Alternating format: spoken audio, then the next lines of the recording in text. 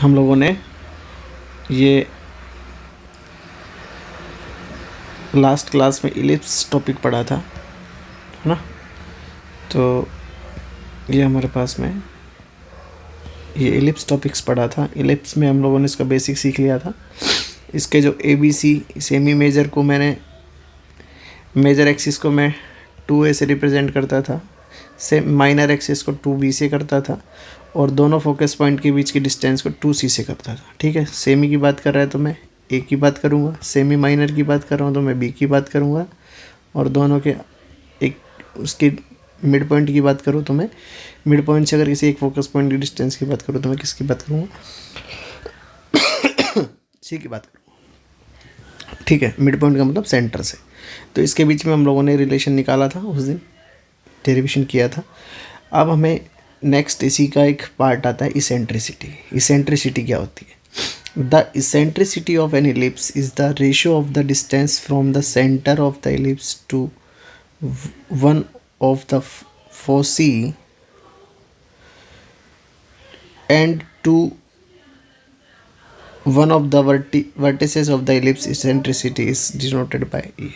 कहने का मतलब क्या है कि किसी भी इलिप्स का, कोई भी इलिप्स मेरे पास है, उस इलिप्स का जो इसेंट्रिसिटी जो होगा वो क्या होगा कि उसके सेंटर पॉइंट से उस फोकस पॉइंट के डिस्टेंस अपॉन में सेमी माइनर जो एक्सेस है मेरे पास में, ठीक है, सेमी मेजर एक्सेस है, उसका रेशियो जो होगा वो मेरे पास में क्या होगा, इसेंट्रिसिटी होगा। ठीक है। अब देखो, since the focus is at a distance of C from the center in terms of the eccentricity of focus is at the distance of A from the center। ठीक है, तो ये मेरे पास में C की वैल्यू क्या है, मेरे पास में AE आ गया। ठीक है, C का मतलब क्या है मेरे पास में, C का मतलब ये है कि ये मेरा फोकस पॉइंट है यहाँ पे, और इन फोकस पॉइंट की सेंटर पॉइंट से जो डिस्टेंस है वो क्या है मेरे पास में C है। अब C को क्या लिख सकता हूँ मैं, AE लिख सकता हूँ। ठीक है, तो ये मेरे पास में इसेंट्रिसिटी है। जैसे मेरे पास में ये वाला एक इलिप्स है, इस इलिप्स में मेरे पास ये फोकस पॉइंट है। फोकस पॉइंट के कोऑर्डिनेट मेरे पास C0 दे रखा है, इधर -C0 है, एक पॉइंट दिया हुआ है PX, एक पॉइंट क्या दिया हुआ मेरे पास में X PX Y दिया हुआ है। ठीक है, तो यहाँ से मैं इसकी डिस्टेंस निकाल सकता हूँ, यहाँ से क्या निकाल सकता हूँ, इसका डिस्टेंस निकाल सकता हूँ, और इधर इसका डिस्टेंस निकाल सकता हूँ। डिस्टेंस निकालोगे तो बेटा क्या होगा, देखो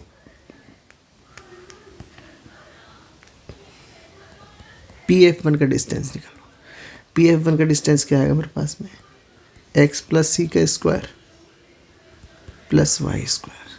ठीक है, और इधर PF2 का क्या आएगा मेरे पास में, x - c का स्क्वायर प्लस का y स्क्वायर। ठीक है, ये आ रखा था। और अभी हमने कल क्या वो निकाला था, हम लोगों ने क्या कंक्लूजन निकाला था कि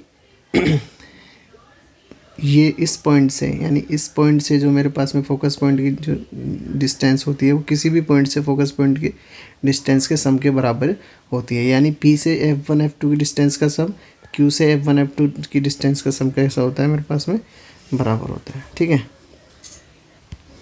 देखो जैसे हम लोगों ने लास्ट क्लास में किया था कि इन दोनों की जो डिस्टेंस है, इन दोनों की डिस्टेंस का जो सम आएगा वो किसके बराबर आ रहा था, मेजर एक्सिस के बराबर आ रहा था। किसके बराबर आ रहा था, मेजर एक्सिस के बराबर आ रहा था। ठीक है, तो इन दोनों की डिस्टेंस का जो सम आएगा वो मेजर एक्सिस किसके बराबर आएगा मेरे पास में, 2A के बराबर आएगा। किसके बराबर आएगा, 2A के बराबर आएगा। ठीक है, तो अब देखो यहाँ पे मेरे पास में यूजिंग द डिस्टेंस फार्मूला, तो ये मेरे पास किसके बराबर आया, 2A के बराबर आया।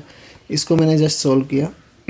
सॉल्व करने के बाद में मेरे पास में ये इस तरीके से मेरे पास में ये एक रिलेशन आ गया। ठीक है, उसके बाद में हमने ABC के बीच में एक रिलेशन निकाला था। ठीक है, ABC के बीच में जो रिलेशन निकाला, उस रिलेशन को यहाँ पे पुट किया तो मेरे पास में एक इलिप्स का इक्वेशन बन गया। और वो इलिप्स का इक्वेशन का क्या बना मेरे पास में, x² अपॉन में A² प्लस y² अपॉन में B² इज इक्वल्स टू क्या बना मेरे पास में, 1 बना। ठीक है, अब देखो उसके बाद में क्या कह रहा है वो, अब इसका कन्वर्स चेक कर लो कि अगर मेरे पास में कोई पॉइंट है P, let PXY satisfy the equation 2 इस वाली इक्वेशन को अगर सेटिस्फाई करता है पी मेरे पास में, देन तो उसकी वैल्यू क्या आ जानी चाहिए मेरे पास में, किसके बराबर आ जानी चाहिए, 2a के बराबर आ जानी चाहिए। तो पुट करके चेक कर लो, वही आएगा। ठीक है, तो मैं क्या कहूँगा, any point the satisfy the geometric condition and so P X Y lies on the ellipse. ठीक है, अब देखो अगर तुमसे जैसे सर्कल में पूछा था कि ये वाला पॉइंट सर्कल के अंदर है, सर्कल के बाहर है, सर्कल के ऊपर है, तो अगर तुम्हें भी कोई पॉइंट दे दे, वो एक पॉइंट दे देगा। ठीक है, पॉइंट दे देगा, इसमें वैल्यू पुट करनी है एक्स वाई की। ठीक है, अगर मेरे पास में क्या आ रहा है, लेस देन आ रखा है तो अंदर होगा, ग्रेटर देन आ रहा है तो बाहर आ रहा है, और इस कंडीशन को सेटिस्फाई कर रहा है तो क्या होगा मेरे पास में, वो पॉइंट कहाँ पे होगा, इलिप्स पे होगा। कहाँ पे होगा, इलिप्स पे होगा। ठीक है देखो, from the equation of the ellipse obtained above it follows that every point P X Y on the ellipse we have, कि मेरे पास में क्या होगा, अगर कोई पॉइंट P जो है वो कहाँ, अगर इलिप्स के ऊपर होगा तो कैसी कंडीशन आएगी, एक्स स्क्वायर अपॉन ए स्क्वायर बराबर में 1 माइनस का वाई स्क्वायर माइनस अपॉन में बी स्क्वायर लेस इक्वल 1 के बराबर आना चाहिए। ठीक है, तो अब ये देखो एक्स स्क्वायर की वैल्यू क्या आनी चाहिए मेरे पास में, लेस देन लेस इक्वल ए स्क्वायर आनी चाहिए। ठीक है, तो उसी केस में क्या होगा मेरे पास में, उसी केस में ये जो पॉइंट होगा वो क्या करेगा मेरे पास, इलिप्स पे लाई करेगा, वरना नहीं करेगा। The ellipse lies between the line X is equals to minus A, X is equals to A and touches these lines similarly the ellipse between the lines. इसी तरीके से मेरे पास में वाई की कंडीशन क्या बन जाएगी Y square less equal B square. ठीक है, तो we can derive the equation of the ellipse. तो ये मेरे पास में क्या है, स्टैंडर्ड फॉर्म है इलिप्स की। ठीक है, इस क्या है मेरे पास में, स्टैंडर्ड फॉर्म। तो मेरे पास में दो स्टैंडर्ड फॉर्म है, एक स्टैंडर्ड फॉर्म मेरे पास में ये है और दूसरा स्टैंडर्ड फॉर्म मेरे पास में ये आ रखी है। ठीक है, अब देखो इसको अच्छे से नोट को ध्यान से पढ़ो। The standard equation of the ellipse have centre at the origin and the major and minor axis are coordinate axis. However the study of the ellipse with centre of any other point and any other line through the center as major and minor axis passing through the center perpendicular the major axis are beyond the scope है देखो, अब मुझे पता लगाना है इस चीज़ का कि इक्वेशन जो बनेगी मेरे पास में वो किस तरीके से बनेगी, मेजर एक्सिस कौन सा बनेगा, माइनर एक्सिस कौन सा बनेगा। ठीक है, तो देखो अब दोनों तरफ एक्स स्क्वायर वाई स्क्वायर दोनों में है। अब तुम्हें याद होगा वाई स्क्वायर बराबर 4ax देखा था, एक्स स्क्वायर बराबर 4ay देखा था। तो यहाँ पे मैं क्या पुट कर रहा था कि वाई स्क्वायर वाला, अगर वाई स्क्वायर की टर्म आ रही है, इसका मतलब क्या है मेरे पास में ये एक्स स्क्वायर के सिमेट्रिक आ रहा था, ऐसे कुछ पढ़ रहे थे ना, जिसमें स्क्वायर की टर्म आ रही थी उसके अपोजिट में क्या बन रहा था, सिमेट्रिक बन रहा था। लेकिन यहाँ पे दोनों में स्क्वायर है, कहीं भी नॉर्मल नहीं आ रहा, लीनियर कहीं आ ही नहीं रहा तो मैं क्या करूँगा, ellipse is symmetric with respect to both the coordinate axis since if xy is a point on the ellipse minus xy x minus y और x माइनस, ये चारों के चारों क्या है मेरे पास में, इलिप्स के ही पॉइंट है। ठीक है, तो इलिप्स क्या है मेरे पास में, सिमेट्रिक तो है अब फ़र्क इतना लगना है कि मेजर एक्सिस कौन सा बनेगा, मेजर एक्सिस एक्स एक्सिस पे बनेगा कि मेजर एक्सिस वाई एक्सिस पे बनेगा।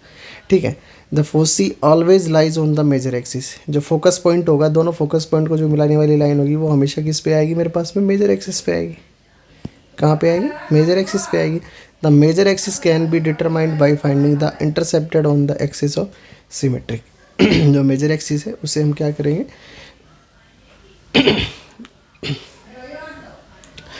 डिटरमाइन कर सकते हैं किससे, finding the intercept on the axis of symmetric, that is the major axis along the x-axis is coefficient of x square has the larger denominator and it is along the x-axis if the coefficient of y square has the larger denominator कहने का मतलब क्या है कि अगर मेरे पास में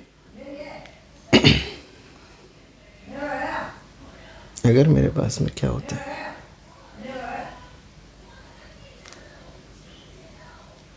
एक सेकेंड इसका मैं साफ कर देता हूँ।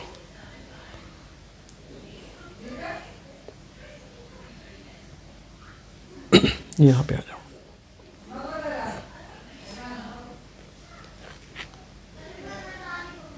देखो यहाँ पे क्या होगा मेरे पास में मुझे क्या देखना है, एक्स स्क्वायर के नीचे कोफिशिएंट देखना है, क्या है मेरे पास में ए स्क्वायर, और यहाँ पे एक्स स्क्वायर के नीचे कोफिशिएंट क्या है मेरे पास में बी स्क्वायर। अब यहाँ पे एक्स स्क्वायर के नीचे क्या है, कोफिशिएंट ए स्क्वायर है, तो यहाँ पे ए की वैल्यू बी से क्या है मेरे पास में बड़ी है, ए की वैल्यू क्या है मेरे पास में बी से बड़ी है। तो उस केस में ये जो बनेगा, ये वाला जो एक्सिस बनेगा वो क्या बनेगा, मेरा मेजर एक्सिस बनेगा। सीधा सीधा से याद रखना है बस, ठीक है। लेकिन जब बी की वैल्यू ए से क्या आ जाए मेरे पास में,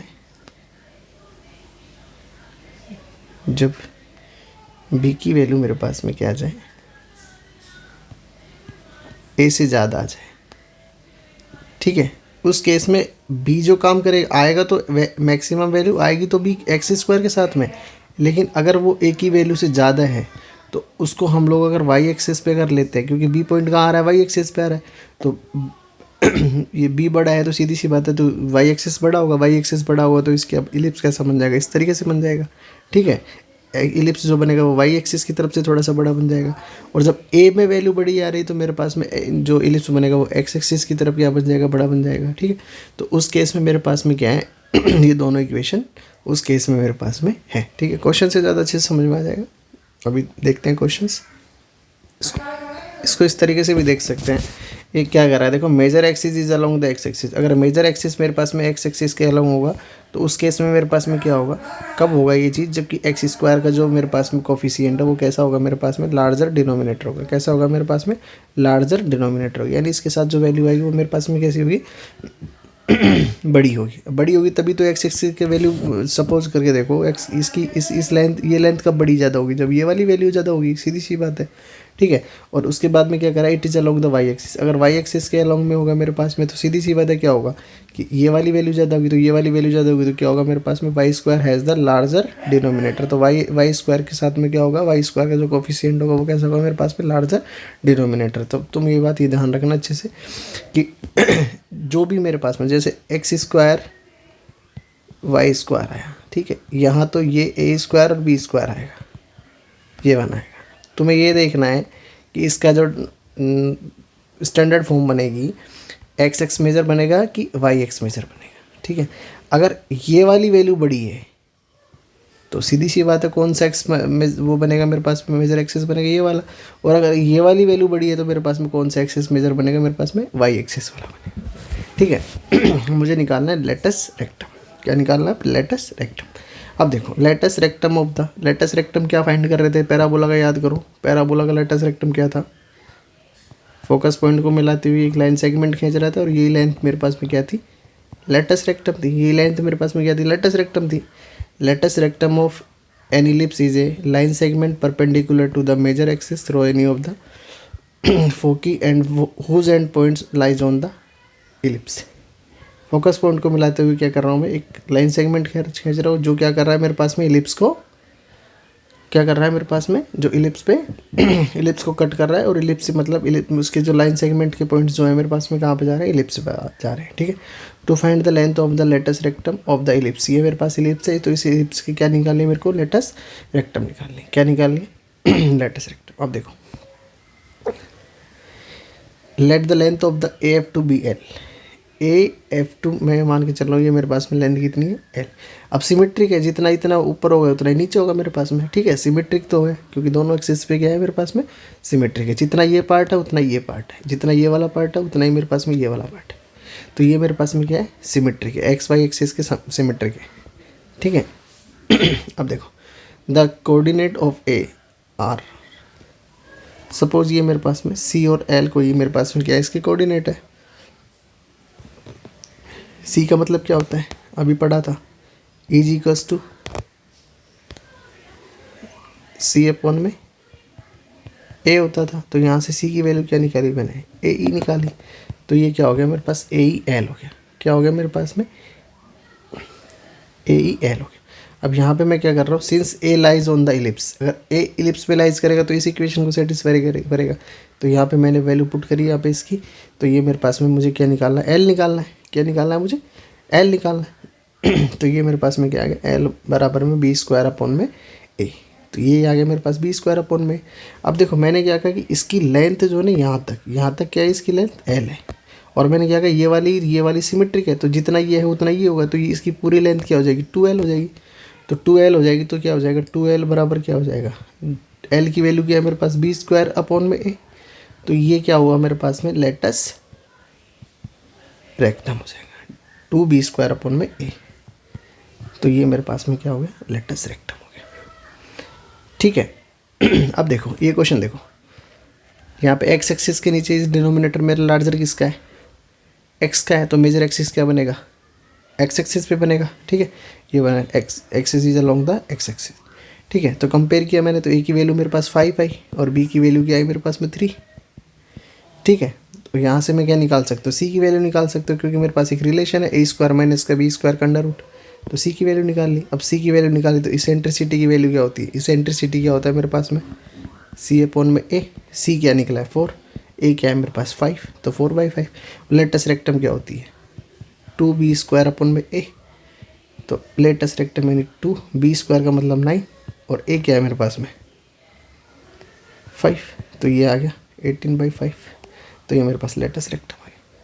ठीक है, तो ऐसे ही मेरे पास में सारे क्वेश्चंस 10.3 के कंप्लीट हो जाएंगे।